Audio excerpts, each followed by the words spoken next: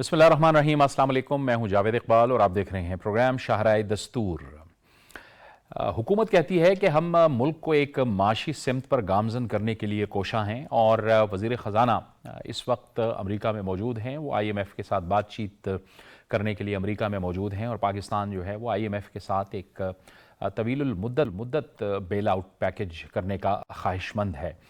اس کے ساتھ ساتھ وزیر خزانہ کی وہاں پر چین کے ہم منصب سے بھی ملاقات ہوئی ہے، اور وزیر خزانہ نے اس عزم کا اظہار کیا ہے کہ سی پیک کا جو دوسرا فیز ہے اس پر وہ کام تیزی سے جاری رکھنے کا اور اس پر دوبارہ سے کام کے آغاز کا وہ عزم کرتے ہیں۔ یقینی طور پر پاکستان کی معیشت میں سی پیک جو ہے وہ آگے چل کر بہت اہم ثابت ہونے جا رہا ہے، اور ظاہر ہے ہم نے دیکھا کہ گزشتہ حکومت میں، سابقہ تحریک انصاف کی حکومت میں یہ پروجیکٹس جو ہیں وہ تاخیر کا بھی شکار ہوئے، لیکن اس کے بعد پی ڈی ایم کی حکومت آئی، اور اب ظاہر ہے ایک اتحادی حکومت موجود ہے جس کو مسلم لیگ نون لیڈ کر رہی ہے۔ میاں شہباز شریف اس کو لیڈ کر رہے ہیں۔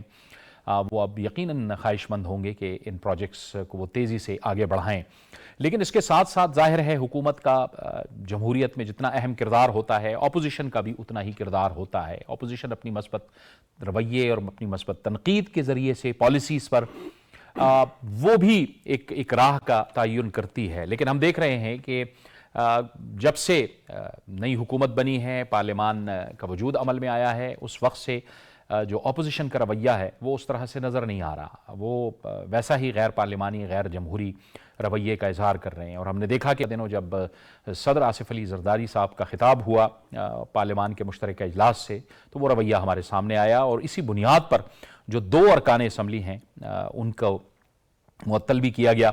لیکن یقینی طور پر یہ اپوزیشن کے لیے بھی سوچنے کا وقت ہے کہ کیا وہ آغاز سے ہی ایسا ہی رویہ اختیار کرنا چاہتی ہے، آگے چل کر اس کا کیسا رویہ ہوگا۔ اور بار بار صدر اور وزیر اعظم دونوں مفاہمت کے حوالے سے مسلسل بات کرتے رہے ہیں، تو کیوں کر ممکن ہوگا اور کیسے ہوگا پھر وسیع تر اتفاق رائے اور ایک قومی منصوبہ بندی؟ یہ وہ سوالات ہیں جس کا جواب تلاش کرنے کی آج ہم کوشش کریں گے۔ ہمیں اسٹوڈیوز میں جوائن کر رہے ہیں مہمان پاکستان مسلم لیگ نون سے جناب انجینئر قمر الاسلام صاحب، آپ کو خوش آمدید کہتے ہیں، اور پاکستان پیپلز پارٹی سے ہمیں جوائن کر رہے ہیں ملک عظمت خان۔ ملک صاحب، آپ کو بھی بہت خوش آمدید کہتے ہیں۔ انجینئر صاحب، وسیع تر اتفاق رائے اور قومی مفاہمت یا قومی یکجہتی پھر کیسے ممکن ہوگی اگر رویہ ایسا رہا تو؟ دیکھیں، یہ بڑی بدقسمتی ہے کہ اس وقت جب ملک ایک ایسی گرداب میں معاشی طور پہ، اور اس کو یعنی سیاست تو بہت بعد میں آئے گی نا، پہلے اس ملک کی بقا ہے، اس ملک کی سلامتی ہے، اور اس ملک کی معاشی بقا۔ یعنی آج کل تو معیشت ہی سب کچھ ہے، اوپر اب وہ وقت گیا جب فوجی طاقت کی بنیاد پر ملکوں کی جو ہے وہ بقا اور ایگزسٹنس ہوا کرتی تھی۔ تو اب اس کو عوام کو بھی جج کرنا چاہیے اسی عدسے کے ساتھ، اسی جو ہے لینز کے ساتھ۔ سیاسی جماعتوں کے رویے کو 9 مئی سے شروع ہو جائیں یا اس سے پہلے بھی آپ دیکھ لیں یا اس کے بعد بھی دیکھ لیں، تو مسلسل عدم تعاون، بلکہ عدم تعاون تو بڑا نرم لفظ ہے، اس کو مسلسل جارحیت آپ کہنا چاہیے، اور وہ بھی سیاسی جارحیت جس کو سیاسی بھی نہیں بلکہ اخلاقی جارحیت۔ آپ دیکھیں کہ جس قسم کی زبان استعمال کی جا رہی ہے اور جس قسم کا طریقہ کار پارلیمان میں، تو یہ اب محل لوگ دیکھ رہے ہیں۔ لوگوں نے مسائل کے حل کے لیے منتخب کر کے بھیجا ہے، چاہے اپوزیشن ہے چاہے حکومت ہے، تو لوگوں کی جو اب لیول ہے شعور کا اور دانش کا، وہ نہیں رہا جو ماضی میں ہوتا تھا، اور جو لوگ اس پہ خوش ہوتے تھے کہ بڑا اچھا میرے ممبر نے جو ہے وہ کسی کو دبوچا ہے یا کسی کو نوچا ہے یا کسی کو جو ہے وہ اپنی زبان کی جو ہے تلخیاں اس پہ کا شکار کیا۔ تو اب یہ سوچنا پڑے گا۔ ملک عظمت خان صاحب، ہم دیکھ رہے ہیں کہ پارلیمان کے اندر جو ہوا مشترکہ اجلاس میں، آصف علی زرداری صاحب تو وہ شخصیت ہیں جو ہمیشہ سے ہی، بلکہ ان کو تو مفاہمت کا بادشاہ کہا جاتا ہے، اور اب ظاہر ہے وزیر اعظم صاحب بھی یہی مفاہمت کی بات کرتے ہیں۔ پہلے میثاق معیشت کی بات ہوتی تھی، لیکن اب دونوں طرف سے، یعنی پیپلز پارٹی اور مسلم لیگ نون دونوں کی طرف سے اب یہی بات ہو رہی ہے کہ پہلے میثاق مفاہمت کی جائے۔ یہ شاید اس لیے بھی ضروری ہے کہ جب تک سیاسی جماعتیں ایک پلیٹ فارم پہ نہیں بیٹھیں گی اس وقت تک ملک آگے بھی نہیں جائے گا۔ دیکھیں، اس کے میں دو چیزیں بتاؤں گا اس کے اندر جو وقت کے لحاظ سے بہت اہم ہے۔ اس وقت ملک کو درپیش مسائل، چیلنجز کیا ہے؟ معیشت بہت بڑا مسئلہ ہے، عام آدمی کا ہے، 24 کروڑ عوام کا ہے. اس طرح دہشت گردی ہے ملک کے اندر. بالکل. ان دونوں چیزوں کو اوور کم کرنا، ان کو کنٹرول کرنا، اس کے لیے پولیٹیکل سٹیبلٹی، سیاسی استحکام کی بہت ضرورت ہے. اور یہ دونوں مسائل، کیا یہ پیپلز پارٹی کے مسائل ہے، کیا یہ مسلم لیگ نون کے مسائل ہے، یا ملک کے پاکستان کے مسائل ہیں، اس کو ذرا سوچنا چاہیے. یہ اس وقت جو اپوزیشن جو پی ٹی آئی کا ہے یا جو اس کے پارٹی کا اب دوسرا کوئی نام ہے، جی ہاں، سنی اتحاد سنی اتحاد کونسل ہے، میں بات یہ کرنا چاہتا ہوں کہ یہ بھی سوچے ذرا کہ یہ ہمارے ذاتی مسئلے نہیں ہیں. آپ اپوزیشن کا رول یہ نہیں بنتا کہ آپ قومی اسمبلی کے اندر آ کر بیگل بچائے، سگریٹ پیے پھینک کے. آپ کا یہ رول بالکل نہیں ہے. آپ عوام کی خدمت کرنا چاہتے ہیں، پاکستان کی عوام کی، تو آپ آ کر مثبت رول پلے کریں اور جو چیز ملک کا ہے اس پر ہمارے ساتھ بیٹھ کر بات کرے اور ہمیں انپٹ دے. آپ کا جو تجربہ ہے اس سے ہمیں سکھائے. بالکل ٹھیک. آپ یہ تو ملک کے ساتھ دشمنی ہے جو آپ کر رہے ہیں. اگر آپ ملک کے لیے معیشت کی اور دہشت گردی کو روکنے کی بات ہو رہی ہے اور آپ اس پر مشاورت نہیں کرنے چاہتے، بیٹھنا نہیں چاہتے، یہ آپ ملک دشمنی کر رہے ہیں. دوسری بات، ہم اپنی مثال دیتے ہیں. جب عمران خان کی حکومت تھی، پی ٹی آئی کی حکومت تھی، وہ وزیر اعظم تھے، 2018 کی میں بات کر رہا ہوں، آصف علی زرداری صاحب نے اور شہباز شریف صاحب نے، وہ اپوزیشن لیڈر تھے، بلاول بھٹو صاحب نے باقاعدہ آن ریکارڈ موجود ہے فلور آف دی ہاؤس پہ، ان کو کہا کہ یہ ملک ہم سب کا ہے اور بے شک حکومت آپ کی ہے، آپ سلیکٹڈ ہے، آپ ہمیں منظور نہیں، لیکن ملک کے لیے ہم آپ کے ساتھ میثاق معیشت پر بیٹھنا چاہتے ہیں. تو جب یہ خود بھی ملک کے وزیر اعظم تھے، اس وقت بھی انہوں نے کہا نہیں، ہم وہ نہیں کریں گے، ان کے ساتھ جو ہے نہیں بیٹھیں گے. تو مجھے سمجھ سے بالاتر ہے کہ آپ ہمارے ساتھ دشمنی کریں. بے شک آپ سیاسی مخالف ہے، آپ کا نظریہ کوئی اور ہو سکتا ہے، ہمارا کوئی اور ہے. آپ مسلم لیگ نون کے ساتھ کریں دشمنی، لیکن ملک کے ساتھ دشمنی نہ کریں. یہ بہت افسوسناک اقدام ہے. ان کو سمجھ آ جانی چاہیے کہ آخر اگر ہمارا ملک معاشی طور پر ڈوب رہا ہے، کمزور ہو رہا ہے، یا سی پیک کو ہم نے چلانا ہے آگے، یا سیکیورٹی کے مسئلے ہیں ملک کو درپیش ہے، تو اس پر ضرور آپ بیٹھ جائے.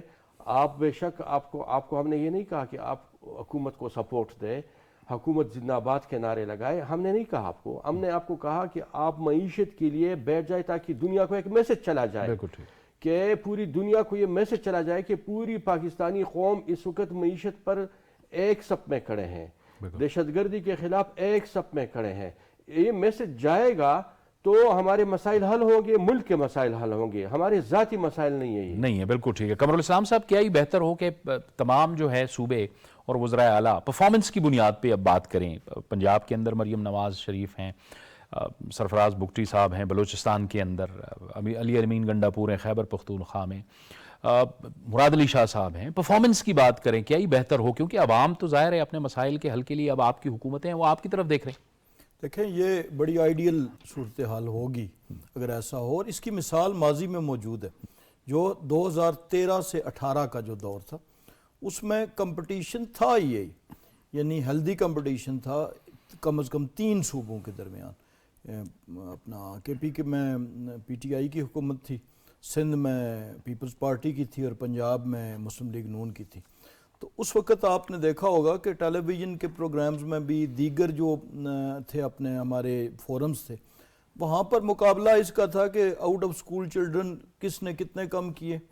وہاں پہ مقابلہ اس کا تھا کہ تعلیم کے لیے کس نے کتنا بجٹ مختص کیا، ڈیولپمنٹ بجٹ کتنا ہے، کس نے کتنی ویکنٹ سیٹس فل کی اساتذہ کی، اور کس ٹرانسپیرنٹ پروسیس سے کیا. این ٹی ایس کی ابتدا پنجاب حکومت نے کی ایک کمپٹیٹیو پروسیس سے، اس کے بعد سندھ نے بھی اسے اڈاپٹ کیا، اور سبسیکوینٹلی اپنا کے پی کے نے بھی.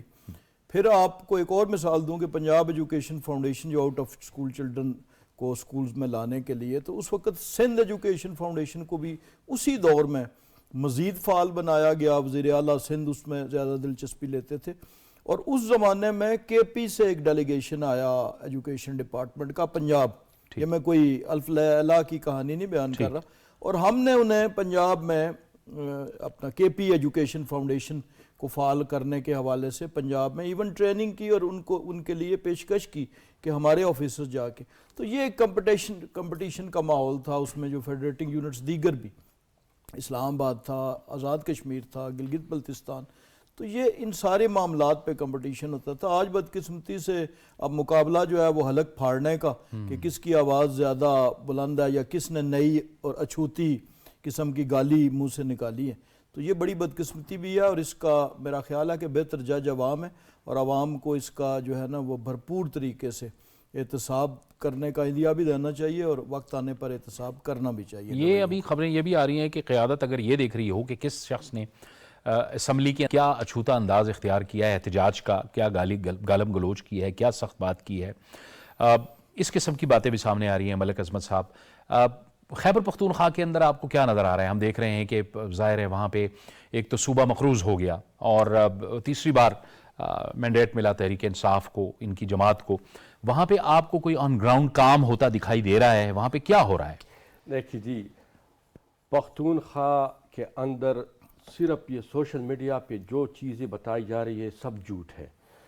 3 جگہوں پہ بجٹ لگا ہے, صحت کارڈ پہ, بلین سٹری پہ اور وہ جو جنگلہ بس جس کے تھے, تینوں جگہ ریکارڈ کرپشن ہوا ہے. جنگلہ بس کو نکالے, اتنا کرپشن آپ کو پورے پاکستان میں کسی چیز میں نہیں ملے گا. بلین سٹری کو نکالے, اتنا کرپشن آپ کو پورے پاکستان میں کسی چیز میں نہیں ملے گا. آپ جو ہے صحت کارڈ کا میں ایک مثال دوں, اب جب انکوائری ہو رہی ہے تو انکوائری میں نکل آیا کہ ایک بندے کا انہوں نے 7 دفعہ آپریشن ریکارڈ پہ لکھا ہے کہ یہ ہم نے کیا ہے. بالکل سر. بندے کو چیک کیا گیا, اس کا ایک بھی آپریشن نہیں ہوا.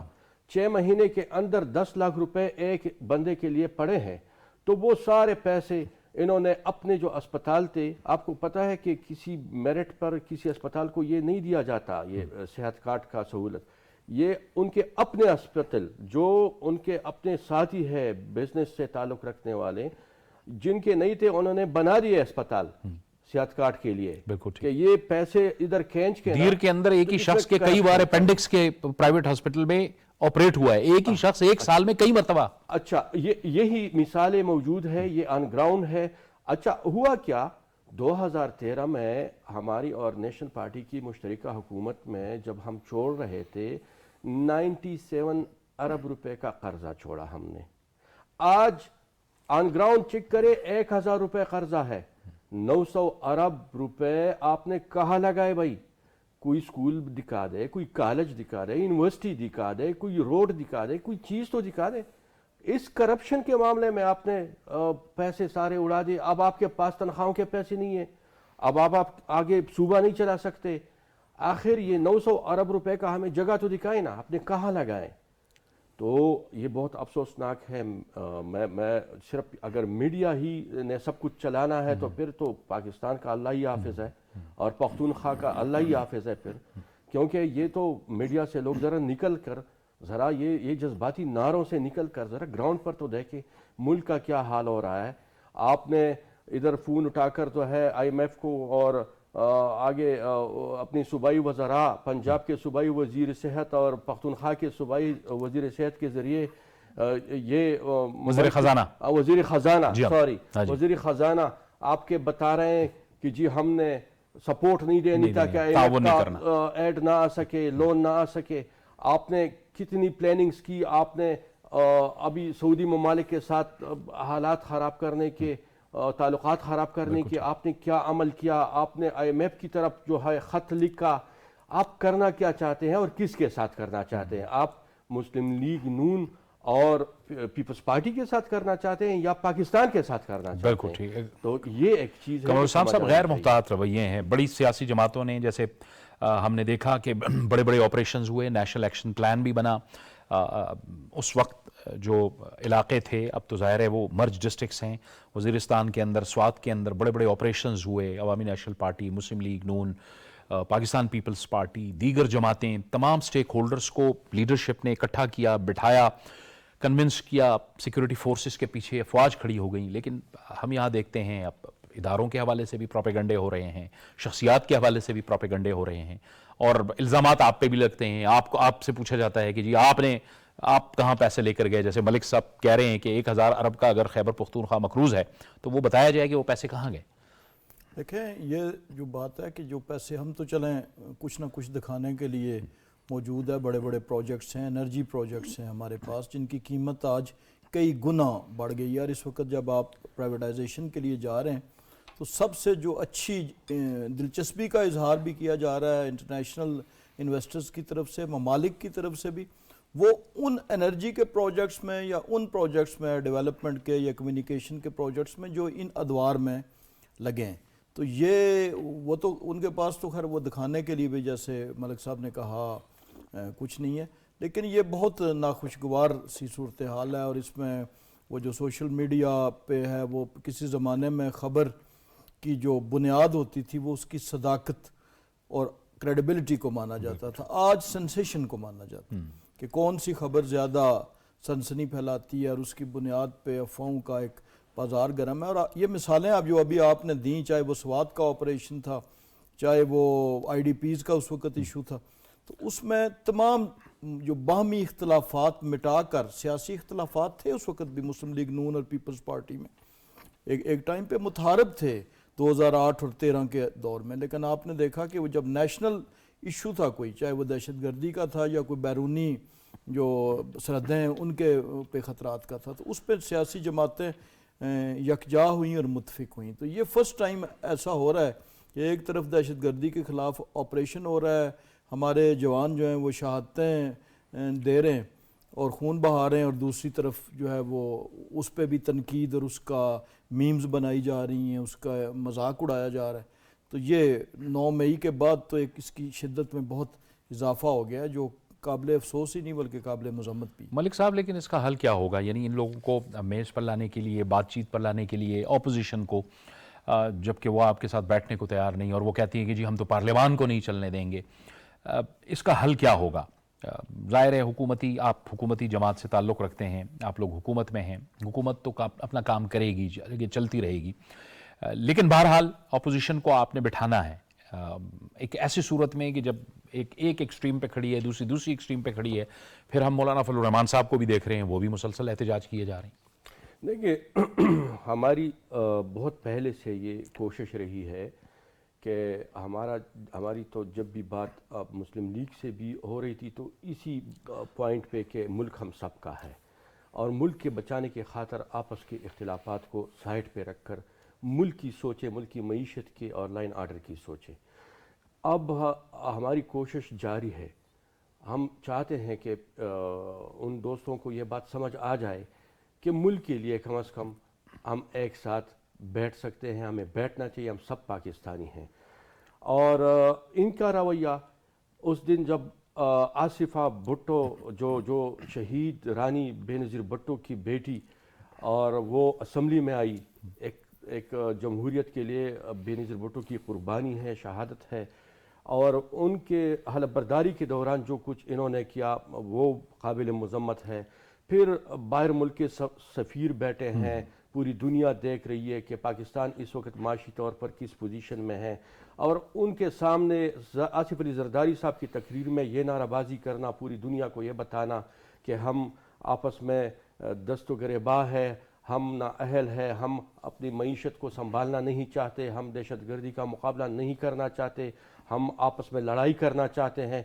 ये दोनों बहुत बैड मैसेजेस थे, और हमारी कोशिश अब भी है कि हम उनको ये समझा सके कि अगर पीपल्स पार्टी और मुस्लिम लीग नून एक साथ बैठ सकती है तो क्यों ना वो PTI या वो जो इत्तेहादी कौंसल है या जो इमरान खान है, वो और हम सब आपस में एक दूसरे को मानने के लिए नहीं, सपोर्ट करने के लिए नहीं, इस मुल्क के मसाइल के लिए आपस में बैठे और एक दुनिया को मैसेज दे कि आपस की लड़ाई, सियासी दूरियां हम में है, वो हर मुल्क के अंदर होती है, वो अलग चीज़ है, لیکن پاکستان کی معیشت، پاکستان کے مسائل ہم سب کے ہیں. یہ میسج یہ ہم سب نے اکٹھے بیٹھ کر دینا ہے. اگر ان کی سوچ میں یہ میچورٹی آ جائے تو یہ پاکستان کے لیے بہت بہتر ہوگا. ٹھیک ہے، آپ کہہ رہے ہیں کہ جب آپ لوگ بیٹھ سکتے ہیں تو ان لوگوں کو بھی آپ کے ساتھ بیٹھنا چاہیے، لیکن وہ تو قمر الاسلام صاحب وہ لوگ بھی بیٹھے ہیں آپس میں، چکزئی صاحب اور تحریک انصاف والے اور باقی جو سیاسی جماعتیں ہیں، مینگل صاحب کی جماعت، وہ بھی بیٹھے ہیں. انہوں نے بھی ایک نیا الائنس بنایا ہے. آپ کو لگتا ہے وہ تو کہتے ہیں کہ جی ہم سڑکوں پہ آئیں گے، احتجاج کریں گے، کوئی چیلنج بنے گا آپ کے لیے؟ اصل اچنبا ہی یہی ہے اچھا کہ اب کیا اچکزئی صاحب کا چادر اوڑھنے کا سٹائل جو ہے وہ کوئی تبدیل ہو گیا، جس کا مذاق اڑایا جاتا تھا، یا کو پاکستان میں ایندھن کی قیمتیں جو ہیں وہ کم ہو گئی ہیں. اب سوال تو یہ ہے کہ فیصلہ یہ جو والا ہے، یہ قیادت اس جو احتجاجی تحریک ہے اس کی اچکزئی صاحب کریں گے، مولانا فضل الرحمان صاحب کریں گے، یا مینگل صاحب کریں گے، یا عمران خان صاحب خود کریں گے.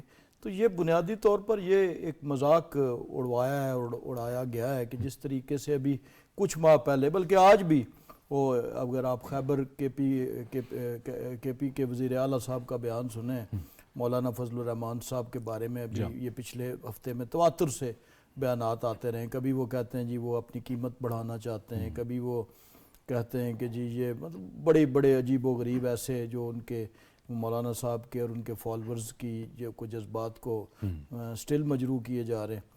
تو میرا خیال ہے کہ یہ جو یہ بیل منڈے نہیں چڑھے گی. حالانکہ مولانا فضل الرحمان صاحب جو ہیں وہ الگ اپنی جماعت سے ہی وہ اپوزیشن کر رہے ہیں، ابھی وہ الائنس کا حصہ نہیں بنے. ملک صاحب جی آپ بتائیے، آپ کچھ کہنا چاہ رہے تھے. وہ ہاں، میں یہ کہہ رہا تھا کہ 2 یو ٹرنز تو انہوں نے لے لیے، جس طرح میرے بھائی قمر صاحب نے ذکر کیا. ایک اچکزئی صاحب کی شکل میں یو ٹرن آ گیا، ایک مولانا فضل الرحمان صاحب کے ساتھ اکٹھے ہو کر عزم اختلاف کا رول پلے کرنا، احتجاج کرنا. اب تیسرا یو ٹرن ہے، یہ بھی لے لے، ہمارے ساتھ معیشت اور سی پیک اور لائن آرڈر پہ آپ بیٹھ جائیں تاکہ ملک دنیا کو ایک پیغام بیچ سکے. بحیثیت پاکستان ہم ایک کچھ اچیو کر سکے ان چیزوں کے لیے. تو امید ہے، اور یہ کوارڈینیشن بہت ضروری ہے ملک صاحب، کیونکہ خیبر پختونخوا ایک بار پھر دہشت گردی کا شکار ہو رہا ہے. اب ہم دیکھ رہے ہیں کہ دوبارہ واقعات تیزی سے بڑھ رہے ہیں، کراس بارڈر افغانستان سے دوبارہ در اندازی ہو رہی ہے. تو صوبے کو وفاق کے ساتھ بیٹھ کے ان معاملات کو آگے لے کے جانا ہوگا. آپ کے ملک کے اندر جب پولیٹیکل سٹیبلٹی ہوگی تو انویسٹمنٹ آئے گی، ادارے آپ سے بات کریں گے، آئی ایم ایف آپ سے صحیح طریقے سے بات کرے گا، دوسرے ممالک آپ کے امداد کے لیے آئیں گے، اور آپ کو آپ کے جو بیرونی در اندازی ہے دہشت گردی کی شکل میں، اس کی بھی روک تھام ہو جاتی ہے. لیکن آپس میں جب آپ لڑائی میں پڑتے ہیں تو اس گھر میں ہر طرف سے پھر وہ لوگ جو ہے وہ دشمن ممالک، دشمن عناصر وہ در اندازی بھی شروع کرتے ہیں تاکہ ڈی اسٹیبلائزیشن کو اور پران چڑھائے اور اس ملک کو نقصان پہنچائے. تو یہ پتہ نہیں، میں کبھی کبھی سوچتا ہوں کہ ایک ملک دوست بندہ یہ کبھی نہیں کر سکتا کہ وہ آپ کے معیشت پہ، آپ کے لائن آرڈر پہ وہ کمپرومائز کرے. میں نے جس طرح کہا کہ یہ ملک ہم سب کا ہے، صرف اکیلے پیپلز پارٹی یا مسلم لیگ نون کا نہیں ہے. تو اس لیے جب سب کا ہے تو سب کو بیٹھنا پڑے گا. اگر کوئی یہ کہتا ہے کہ نہیں یہ ملک میرا نہیں ہے تو پھر تو ٹھیک ہے، تو پھر وہ ملک دشمنی کرے، پھر وہ معیشت کے لیے نہ بیٹھے، پھر وہ لائن آرڈر کے لیے نہ بیٹھے، پھر وہ آئی ایم ایف کو خط لکھے. لیکن اگر ملک کا دعویٰ ہے تو پھر ملک کو ایسا ہی رکھنا ہے جس طرح اپنے گھر کو بندہ رکھتا ہے. قمر الاسلام صاحب، ہم سیاسی استحکام کے ساتھ ساتھ معاشی استحکام کی جانب بھی جا رہے ہیں، کیونکہ عوام کی یہی توقعات ہیں آپ سے. یہ بالکل ایسے ہی جی. آپ اس کے انڈیکیٹرز کی میں بات کروں گا، دعووں کی بات نہیں کروں گا. سب سے بڑا انڈیکیٹر آپ کا جو ہے وہ کرنسی ریٹ ہوتا ہے. تو آپ دیکھیں کہ کرنسی ریٹ سٹیبلائز ہوا ہے پچھلے کچھ عرصے میں، اور یہ انہی پالیسیوں کی وجہ سے ہوا ہے، یہ کوئی جادو یا چھو منتر سے نہیں ہوا. پھر دوسرا اس کا جو ہوتا ہے وہ سٹاک ایکسچینج ہوتی ہے. تو سٹاک ایکسچینج کی بڑھوتری اور ریکارڈ بلندی پہ گیا ہے، یہ بھی اس اعتماد کا مظہر ہے جو اندرونی سرمایہ کاروں نے اور بیرونی سرمایہ کاروں نے اس معاشی نظام پہ جو ہے وہ اس کو شو کی ہے. اور تیسری بات یہ ہے کہ اس وقت جو انٹرنیشنل ہیں انڈیپینڈنٹ آبزرورز معیشت کے میدان میں جو ہیں بلومزبرگ ہے یا دیگر ادارے, ان کی جو رپورٹس ہیں, مثلا اب تو جو ورلڈ بینک کی رپورٹ آئی ہے اس میں بھی انہوں نے مہنگائی کی کمی کی طرف اشارہ کی ہے کہ جو ریکارڈ 44-42% پہ پچھلے عرصے میں تھی وہ اب تقریباً 21-22 کا آج کی ہے, اور انہوں نے کہا جی کہ یہ 12.5 جی مزید آنے کا امکان ہے, بالکل اسی آئندہ 12% یعنی تناسب کم ہونے بالکل ٹھیک. تو یہ 3-4 انڈیکیٹرز ہیں جو یہ ظاہر کرتے ہیں کہ ہم معاشی استحکام کی طرف جا رہے ہیں اللہ کے فضل. بالکل ٹھیک ہے, بہت بالکل ٹھیک ہے. وقت ختم ہو گیا. بہت بہت شکریہ انجینئر قمر الاسلام صاحب, ملک عظمت خان صاحب آپ کا. اور حکومت کہتی ہے کہ وہ سیاسی استحکام کے ساتھ ساتھ معاشی استحکام بھی حاصل کرنے کی کوشش کر رہی ہے, لیکن اس کے ساتھ ساتھ ظاہر ہے اپوزیشن کو بھی اپنا جمہوری اور پارلیمانی رویہ اختیار کرنا ہوگا. غیر جمہوری رویوں سے اس کو کچھ حاصل نہیں ہوگا. ایک بریک کا وقت ہوا چاہتا ہے, بریک کے بعد پروگرام جاری رہے گا.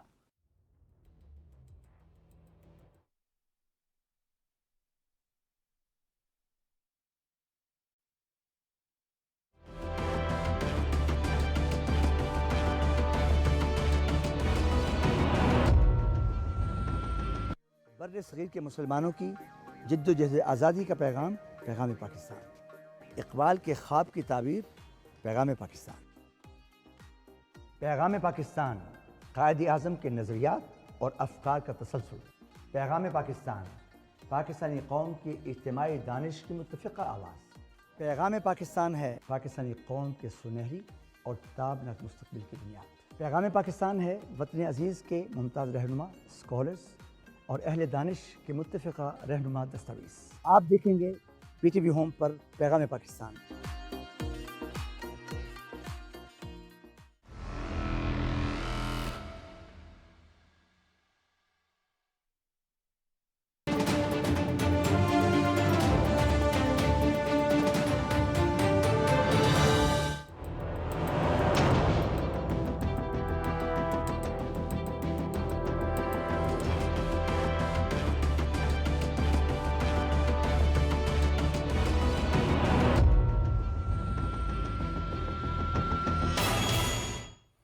بریک کے بعد ایک بار پھر ناظرین آپ کو خوش آمدید کہتے ہیں, اور اب ہم بات کریں گے انتہائی اہم موضوع پہ, فیک نیوز کے حوالے سے. ڈس انفارمیشن, پروپیگنڈا, جعلی خبریں, مس انفارمیشن, یہ کیا ہے؟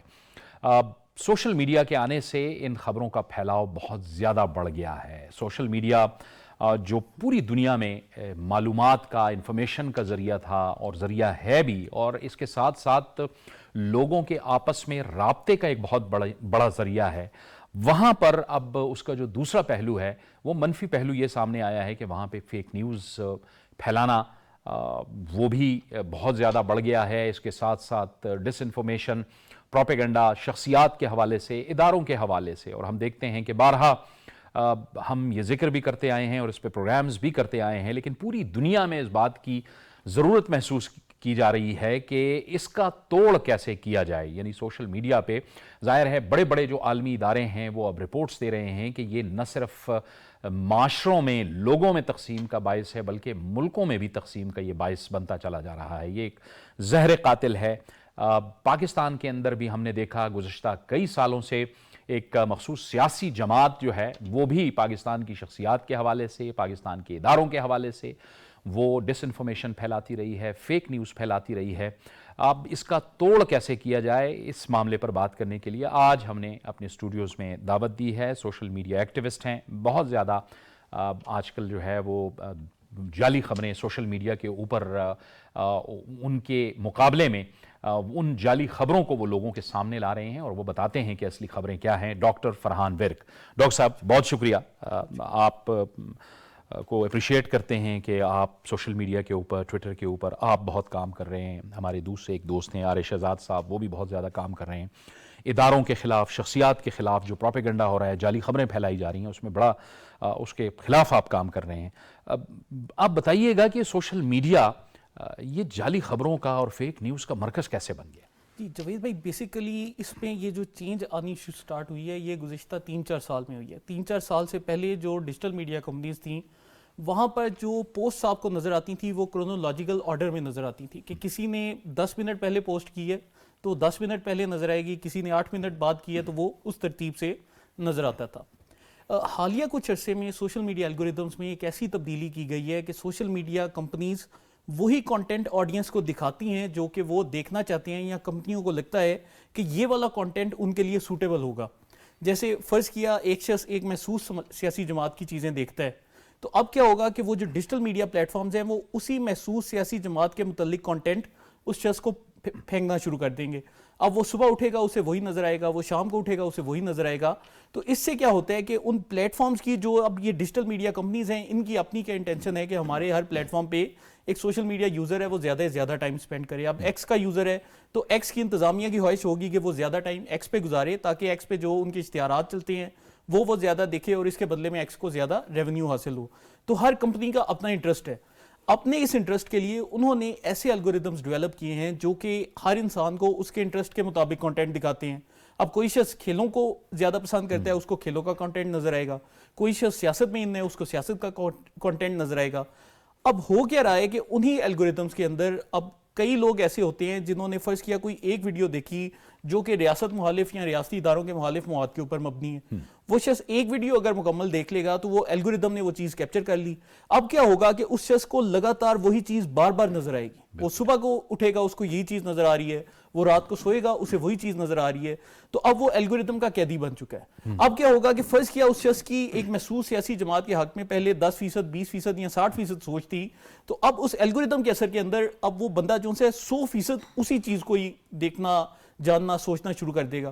اور اس وجہ سے وہ جو بندہ ہے وہ آہستہ آہستہ پولرائز ہوگا اور انتہا پسندی کے اوپر معاملہ چلا جائے. یعنی کہ عام صارف کو یہ نہیں پتا کہ اس کے جو احساسات ہیں, اس کی جو عادات ہیں اور اس کے جو رویے ہیں ان کو کمرشل مقاصد کے لیے کنٹرول کیا جا رہا ہے. جی دیکھیں, کہا جاتا ہے نا کہ دنیا میں کوئی بھی چیز مفت نہیں ہوتی.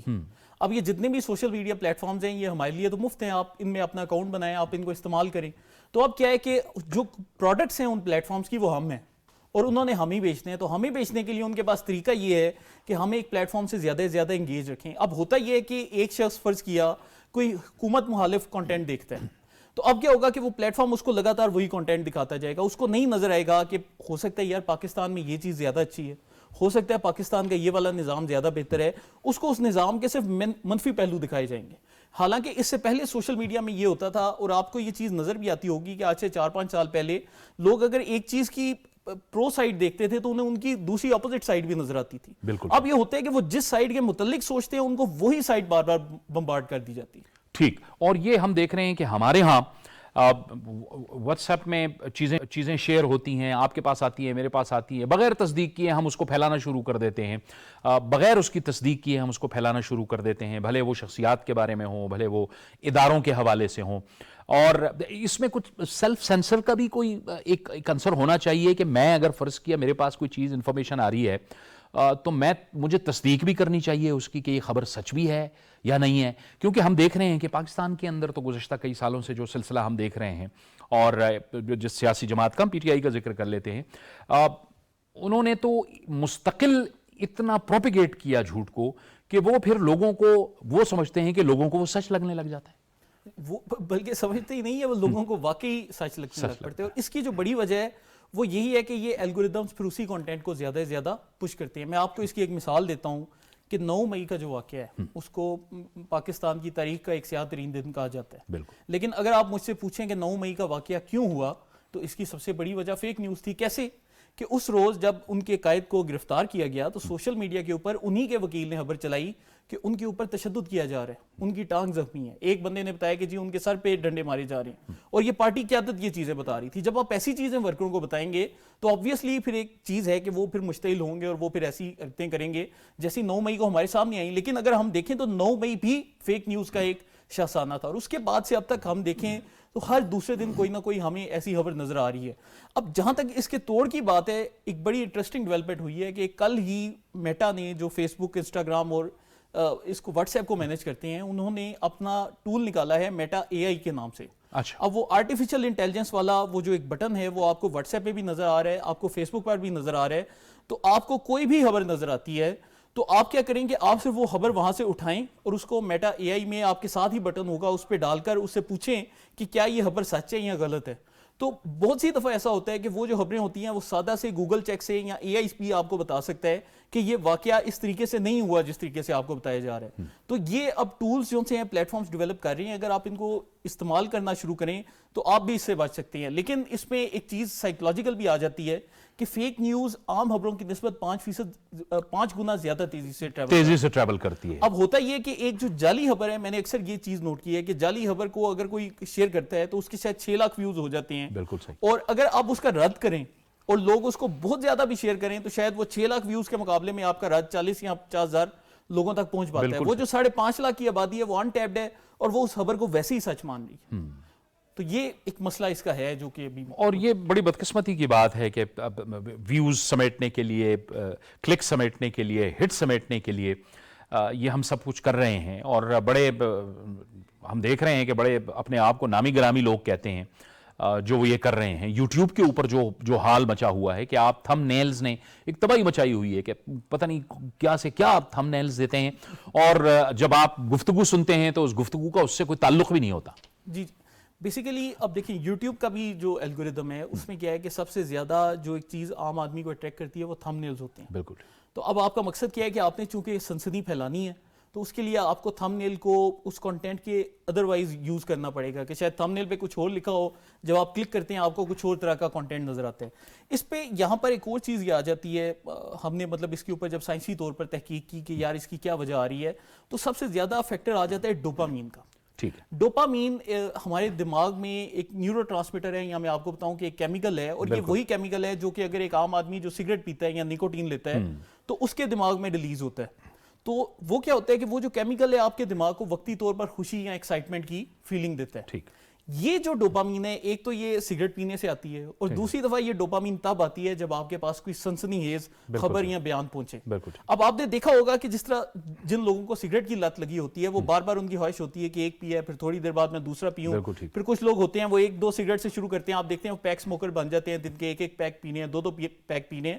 تو اب کیا ہوتا ہے کہ ہمارا دماغ بھی وقت کے ساتھ ساتھ ایک چیز سے امیون ہوتا جاتا ہے کہ فرض کیا شروع میں اتنی ڈوپامین سے وہ ایکسائٹ ہو جاتا تھا, تو اب کچھ وقت کے بعد اس کو زیادہ ڈوپامین چاہیے. بالکل. اب زیادہ ڈوپامین کے لیے آپ کو جو سینسیشنلزم ہے اس کی مقدار بھی بڑھانی پڑے گی. بالکل. اب اس وجہ سے آپ اگر دیکھیں جس طرح آپ نے محسوس پارٹی کا ذکر کیا, اگر آپ ان کے لیڈروں کے بیانات کا بھی ذکر سنیں تو کئی بیانات ایسے ہیں جو کہ عام آدمی کی عقل میں نہیں آتے کہ یار یہ کیا بیان ہے. جیسے حالیہ آپ نے سعودی عرب کے اوپر ایک بیان سنا ہوگا, پھر کل ایک لیڈر نے فرمایا کہ جی عمان ایئر بیس میں ہمارے متعلق پلاننگ کی جا رہی ہے.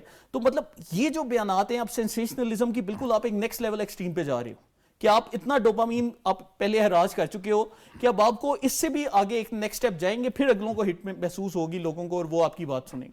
یہ ہم ایک جماعت کی بات کر رہے ہیں, لیکن جو باقی پاکستان کی سیاسی جماعتیں ہیں آپ کے خیال میں جو حکومت میں ہیں, ان کے بھی سوشل میڈیا سیلز کو بڑھانا ہوگا تاکہ ان کی جو پرفارمنس ہو وہ بھی ایکٹیو ہوں, متحرک ہوں, اور سچ باتیں یعنی سچ کی بھی تو بمبارڈمنٹ ہونی چاہیے نا. آپ سچی خبریں اتنی بھر دیں کہ جھوٹ کی اس پہ گنجائش نہ رہے, تو ان کو بھی اپنے سیلز کو متحرک کرنا زیادہ بہتر ہے. جاوید بھائی جب آپ گورنمنٹ میں آ جاتے ہیں نا تو ایک نیچرل ٹینڈنسی ہوتی ہے کہ پاکستان کے عوام نے آپ پہ کرٹیسائز کرنا ہے. بالکل صحیح. تو یہ ایک ریالٹی رہے گی.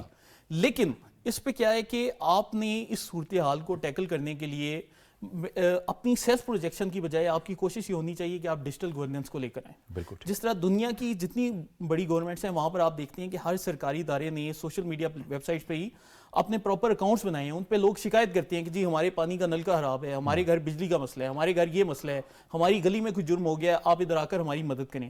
اب ہوتا یہ ہے کہ وہ جتنی بھی سوشل میڈیا اکاؤنٹس ہیں ان اداروں کے, وہ سوشل میڈیا پر اگر متحرک رہیں, لوگوں کو فوراً جواب دیں, تو سارا ایک عام آدمی کو بھی نظر آ رہا ہے, آپ کو بھی نظر آ رہا ہے, مجھے بھی نظر آ رہا ہے کہ لوگوں کے مسائل حل ہو رہے ہیں. بالکل. تو اس وقت سوشل میڈیا ٹیم سے زیادہ جو ایک گورنمنٹ کی ضرورت ہے وہ ہے ڈیجیٹل گورننس کی, کہ آپ ایک عام آدمی سے سوشل میڈیا لیول پر انٹریکٹ کریں. لوگوں کو جب اپنے مسئلے حل ہوتے نظر آئیں گے تو وہ پھر ایسے بیانیوں کے اوپر نہیں جائیں گے, وہ پھر دیکھیں گے کہ ہاں یار ہمارا کام ہو رہا ہے اور یہ پلیٹ فارمز ہمیں رسپانس کرتے ہیں. تو جب تک آپ لوگوں کے ساتھ ایک ڈیجیٹل گورننس لیول پر انگیجمنٹ نہیں کریں گے تب تک اس کا پھر اثر آپ کو نہیں آئے گا. بہت بہت شکریہ ڈاکٹر فرحان ویک صاحب آپ کا, اور بڑی اہم بات آپ نے کی کہ ڈیجیٹل گورننس پہ ہمیں جانا ہوگا. اور ظاہر ہے کہ سچی خبر, اصلی خبر, فیک کی تصدیق ہمیں کرنی چاہیے, اور یہ ایک آزادی صحافت کے لیے بہت بڑا خطرہ ہے. یعنی میں کیوں ایک غلط خبر دوں گا, فیک نیوز دوں گا, اپنے جو دیکھنے والے ہیں, اپنے سننے والے ہیں, ان کو میں گمراہ کروں گا. کہ یہ نہ تو اخلاقی طور پر میرے لیے بہتر ہے اور نہ ہی قانونی طور پہ میرے لیے بہتر ہے۔ یہ تھا ہمارا آج کا پروگرام۔ جاوید اقبال کو اجازت دیجیے، اللہ حافظ۔